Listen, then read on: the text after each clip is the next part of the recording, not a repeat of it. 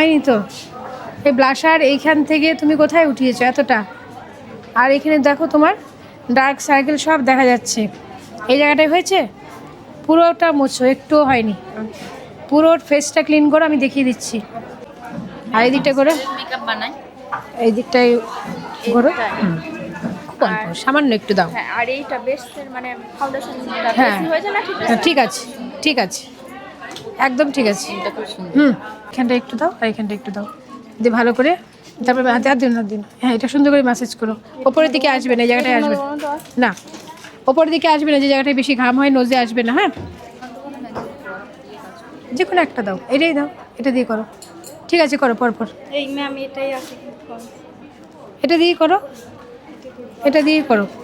Skin tone থেকে একটুখানি dark নাও, dark দিয়ে কনসিলার করে নিয়ে তারপরে তুমি ফাউন্ডেশন করো। ঠিক আছে,